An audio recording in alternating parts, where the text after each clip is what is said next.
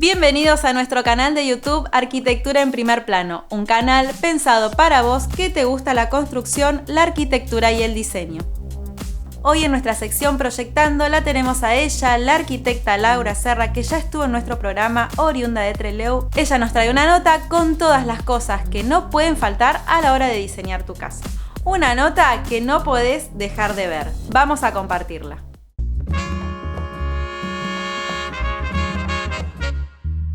Hola, mi nombre es Laura Serra, soy arquitecta, coach y docente de secundaria y hoy les voy a traer 8 cosas a tener en cuenta a la hora de diseñar nuestra casa.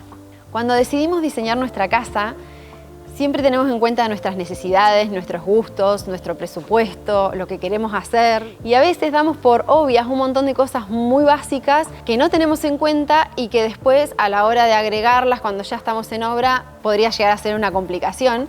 Así que hoy les traemos estas ideas que no pueden faltar a la hora de diseñar tu casa. Tip número 1. Pensar bien la instalación eléctrica. Si bien es necesario poner un montón de tomas corrientes en todos los lugares de nuestra casa, lo importante es que estén bien ubicados. Hay que tener en cuenta la cantidad de electrodomésticos que usamos, no solamente en la cocina, sino en los estares, en el dormitorio, ya que cada vez contamos con más tecnología, con más aparatos. Es necesario que dispongamos, que diseñemos de la cantidad de enchufes que necesitemos. También hay que considerar una buena ubicación, si no después nos vamos a encontrar recorriendo la casa a oscuras buscando dónde está la tecla para prender la luz. Por ejemplo, en la ubicación de las teclas de luz se puede poner teclas en combinación, así como hacemos en los pasillos o en las escaleras, que prendemos y apagamos de dos extremos, podemos hacerlo en los dormitorios. Al lado de la mesa de luz podemos agregar una tecla de combinación, así apagamos y prendemos la luz del dormitorio sin tener que levantarnos de la cama. Otro ejemplo es la altura de los tomacorrientes. Por ejemplo, a veces tenemos escritorios o tenemos mesas arrimados contra la pared y poner un enchufe atrás muy bajito resulta incómodo. Por ahí tenerlos más al alcance, sobre la mesa o sobre el escritorio, nos permite que sea más fácil enchufar y desenchufar los aparatos. Tener en cuenta los circuitos eléctricos desde el comienzo según los consumos que vamos a tener. Por ejemplo, si vamos a colocar aires acondicionados, tener en cuenta que vamos a tener un circuito con ese consumo acorde a esa instalación, que va a estar separada del resto de los consumos. Los tomacorrientes de la cocina también tienen un consumo superior al de los dormitorios, por ejemplo. Entonces también hay que considerar su cableado, la dimensión de los caños. No es cuestión de después ir agregando tomacorrientes porque los cables se van engordando y después no entran. Entonces hay que pensarlo desde el principio para ahorrarnos un montón de dolores de cabeza después. Otro punto a considerar es la cantidad de tecnologías que nosotros tenemos. Por ejemplo, cargadores de celular, de tablets, de notebooks, que después los queremos enchufar todos a la vez y empezamos a poner zapatillas. Bueno, eso también hay que tenerlo en cuenta para tener la cantidad que necesitemos. Otro ejemplo que tenemos a la hora de diseñar nuestras teclas y nuestros enchufes es que vienen ya los dispositivos de USB para poner en nuestras cajitas de luz. Entonces, en lugar de tener cargadores, enchufamos directamente el puerto de USB para cargar los dispositivos. Una cosa que no puede faltar en la instalación eléctrica son los disyuntores que protegen a las personas, las térmicas que protegen a la instalación y las jabalinas que funcionan cuando algún aparato electrodoméstico funciona mal y tiene una descarga eléctrica. Para que vaya a la tierra tiene que estar la jabalina y no perjudique al usuario. Así que esas 3 cosas no pueden faltar en cualquier instalación eléctrica. El punto número 2 es espacios de guardado. Cuando pensamos en los espacios de guardado, todos queremos tener un vestidor grande y una cocina grande para poner nuestros electrodomésticos y nuestras cosas. Pero hay un montón de espacios que necesitan su espacio de guardado. El baño es uno. A veces lo queremos diseñar minimalista y nos quedamos con bajomesadas o espacios muy reducidos. Tenemos que pensar cuántas cosas queremos guardar ahí, si lo vamos a querer tener a la vista o no, para diseñar ese espacio acorde al volumen de cosas que queremos guardar. Todos los ambientes tienen un espacio de guardado, los estares también. Otra cosa que no tenemos en cuenta a veces es los aparatos electrodomésticos, dónde guardarlos. No tenemos muebles suficientes o lugares de guardado para las tablets, los cargadores, las baterías, todo lo que nosotros usamos, que terminan quedando arriba de la mesa o en el escritorio y las pasamos de una mesa para la otra constantemente. Otra cosa que tenemos que tener en cuenta es qué cosas usamos nosotros que necesitamos guardar de nuestros hobbies, por ejemplo, si hacemos deportes, si usamos bicicletas, skates, y qué lugar de guardado le vamos a asignar en nuestra casa o en nuestro patio, para que esté acorde con el diseño. Si no, después tenemos que ampliar lugarcitos de guardado afuera que terminan quedando como cuadraditos que por ahí no van en combinación con todo el resto. Además, tenemos que pensar qué es lo que va a necesitar nuestra futura casa. Por ejemplo, si tenemos patios grandes, vamos a necesitar cortadora de pasto, ciertas herramientas como rastrillo, que también vamos a tener que buscar un lugar donde guardarlas. En cuanto a las sábanas, frazadas, ropa de invierno, camperas o calzado, también tenemos que tener en cuenta si lo vamos a incorporar en nuestro vestidor o vamos a agregar algún espacio de guardado en algún pasillo, en algún hall que esté más a mano de todo el mundo, pero es necesario que lo tengamos en cuenta desde un principio. Tip número 3. Cielorrazos altos.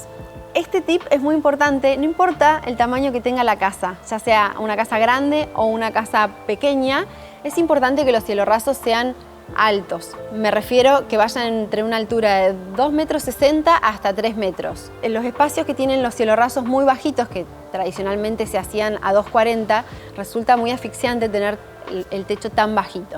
¿Qué ventajas nos da tener el cielorraso alto? Por ejemplo, a la hora de diseñar las aberturas nos permite hacerlas de modo vertical, que tengamos igual iluminación y ventilación, pero nos permite tener mayor cantidad de paredes para poner muebles, para colgar televisiones, cuando contamos con espacios medianamente chicos. En verano nos permite tener mayor confort debido a que el calor se va para arriba y es mucho más fácil ventilar y mantener la casa fresca. Por el contrario, en invierno cuesta un poquito más calefaccionarlo, pero no hay tanta diferencia con el techo bajo. Se justifica disfrutarlo en verano, el tener mejor confort y no tener que incorporar aires acondicionados u otros sistemas de refrigeración. Tip número 4. Ventilación cruzada. ¿A qué llamamos ventilación cruzada? Cuando disponemos de aberturas que estén, ventanas o puertas que estén opuestas en un ambiente, nos permite la circulación, el flujo de aire de manera mucho más rápida que si tenemos una sola abertura o todas están del mismo lado. Es mucho más difícil que se renueve ese aire. Entonces, a la hora de diseñar, si podemos ubicar las aberturas en lugares opuestos, estamos beneficiando no solamente la iluminación, sino la ventilación y que en un ratito podamos ventilar toda la casa. ¿Cómo lo podemos lograr a esto? En las casas de 2 plantas es muchísimo más fácil porque tenemos menos superficie, los ambientes están más cerca y tenemos que ventilan por lo general para ambos lados. Es decir, podemos tener dormitorios para adelante y dormitorios para atrás, abrimos y se ventila todo rápidamente. En las casas de planta baja, como son más largas por lo general para disponer de la misma superficie, ya contamos con pasillos y con espacios en el medio que nos dificulta un poco más la circulación, el flujo de ese aire. Pero así y todo podemos disponer de las aberturas de tal manera que al abrir todo en un rato podamos ventilar.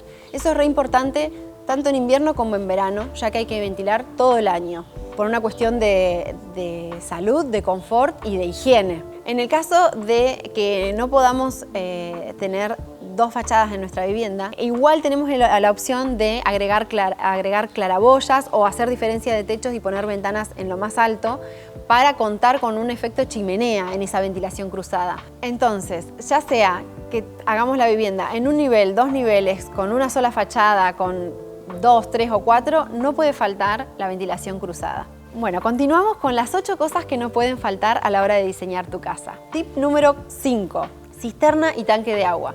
Acá tenemos que diferenciar entre ellos, que parecen lo mismo, pero no lo son. La cisterna es un tanque de agua, pero que nosotros lo usamos para almacenaje y que por lo general está al nivel del suelo, no está, digamos, arriba de nuestro techo. En cambio, el tanque de agua es algo que nosotros ponemos arriba del techo para almacenar agua, que es la que le permite tener presión a toda la instalación de agua de nuestra casa. Tienen 2 funciones diferentes. El tanque, si bien los 2 almacenan agua, el tanque de agua le distribuye el agua a toda nuestra instalación de la casa sin necesitar de una bomba. En cambio, la cisterna, que está a nivel del suelo, necesita de una bomba para poder suministrar el tanque de agua o suministrarle directamente a la casa. Es importante que diseñemos, que tengamos en cuenta estas 2 cosas antes de diseñar nuestra casa, no solamente por el volumen que ocupa tanto si la vamos a poner en nuestro patio, la cisterna, ocupa un volumen y hay que diseñarlo, sino como también el tanque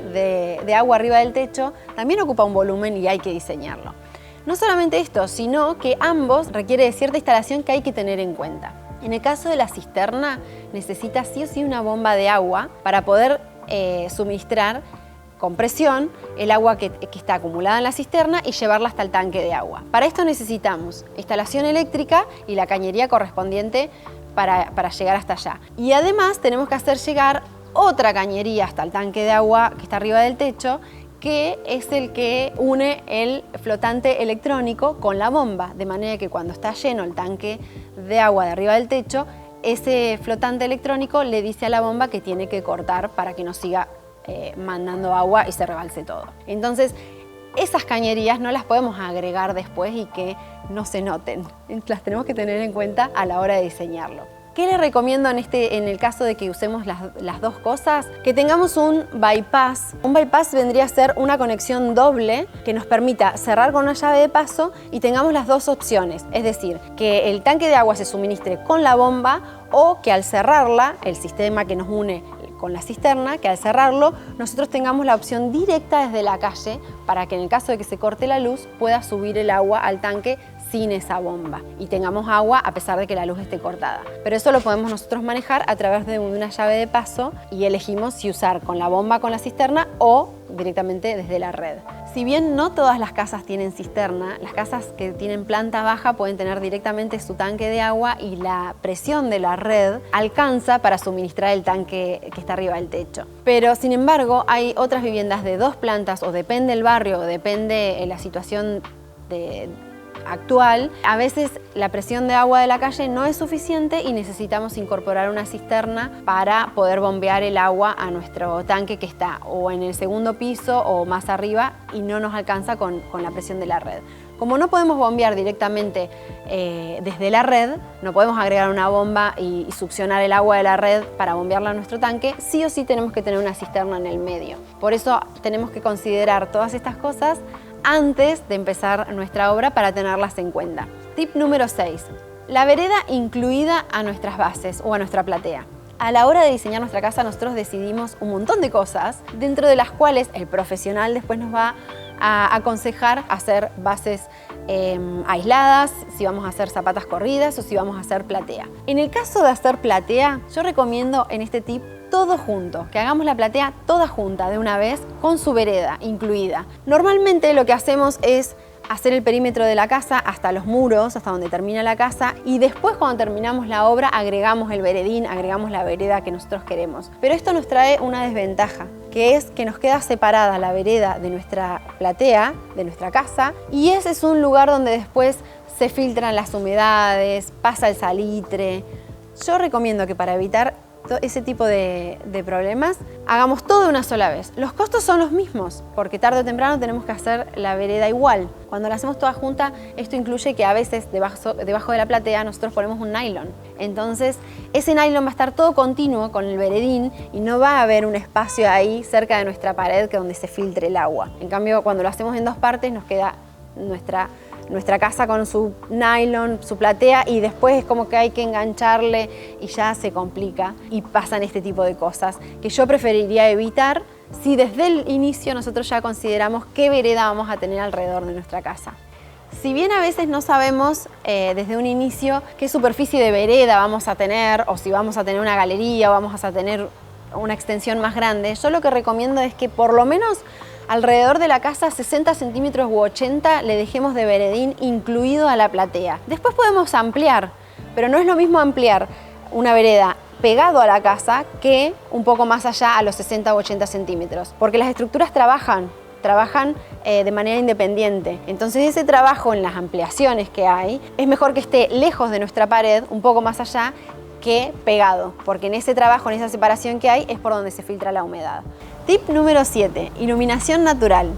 Algo que no puede faltar en todos nuestros ambientes de la casa, baños, pasillos, vestidores, es iluminación natural. Esto nos da muchos beneficios. Nos permite sentir que los espacios son más amplios, independientemente del tamaño de la casa y de los ambientes. Es más, si los espacios son pequeños, recomiendo que las aberturas sean generosas para incorporar toda la luz de afuera que nos hace que nuestros ambientes sean más amplios y no sentir esa sensación de asfixia por tener espacios pequeños. Otra ventaja que tiene la iluminación natural para los espacios como los pasillos, los baños, los vestidores, es que vamos a ahorrar energía eléctrica, ya que solamente vamos a prender las luces de noche. Por lo general, cuando no tenemos iluminadas estos ambientes, todo el día tenemos que prender las luces. Es un tip muy importante que consideremos de poner alguna luz o cenital o alguna ventanita, aunque sea fija, en todos nuestros ambientes, para disponer de este beneficio. En el caso de que no tengamos la posibilidad de agregar ventanas, tenemos la opción otra vez de la claraboya, de agregar iluminación y ventilación a través del techo.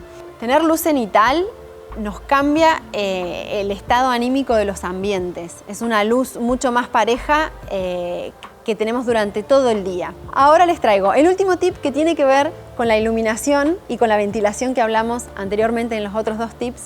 Y en el número 8 tenemos algo que realmente no puede faltar en ninguna vivienda y es el patio de luz. El patio de luz es un patio muy pequeñito que está incorporado en el interior de la vivienda. El objetivo del patio de luz es que en muy poquitos metros cuadrados nosotros podemos iluminar y ventilar ambientes que dan al centro de la construcción y nos permiten obtener ventilación cruzada, tener una luz cenital prácticamente como el de la claraboya, que entra por ese patio de luz que es bastante vertical, considerando que sea chiquitito, y que a veces no entra el sol directo, pero sí toda la claridad. Las ventajas que tiene un patio de luz son muchas. Primero lo podemos usar de tender o de lugar para colgar cosas que no queremos que se vean en nuestro patio más sociable, más social, digamos. Además, nos permiten, por ejemplo, ponerle las rejas arriba y evitar que entren gatos, que entre lo que nosotros no querramos, y no tener rejas en las ventanas. O sea, solamente podemos cubrir arriba, que es una superficie muy pequeña, y ya estamos protegidos. Además, le podemos agregar tela mosquitera, un mosquitero arriba. Por lo tanto, podemos dormir con las ventanas abiertas, evitando que entren moscas, mosquitos y demás, y no tenemos el mosquitero en la ventana. O sea, que lo podemos aprovechar de muchas maneras, además de iluminar y ventilar. En cuanto a los patios internos, la reglamentación nos permite que tengan medidas mínimas si nosotros queremos ventilar ambientes de primera categoría como ser dormitorios, estares o living. Pero para el caso de kitchenettes o de baños o de pasillos o de vestidores, no necesitamos que ventilen directamente, puede ser a través de extractores. Pero no necesitamos que el patio sea de 3 metros por 3 metros, por ejemplo, que sea tan grande. Podemos ventilar a través de extractores con ventilación forzada o podemos hacer pequeños patiecitos de luz como los que yo le propongo que nos sirven para ventilar todos esos ambientes. Con que estos patios de luz tengan aproximadamente entre 1,20 m y 1,60 m o 2 metros ya es suficiente para que cumpla con esta función. Básicamente es el tamaño de un baño pequeño, que en lugar de ser un baño sería un patio de luz que les brinda todos estos beneficios en apenas unos metros. Todos estos tips que les traje hoy es importante que los conversen con el profesional que contraten y además con los técnicos que sean encargados de cada área, ya sean los electricistas o el de las instalaciones que vayan a contratar para cada cosa que ustedes necesitan. Espero que les haya servido estos tips y que los tengan en cuenta a la hora de diseñar su casa.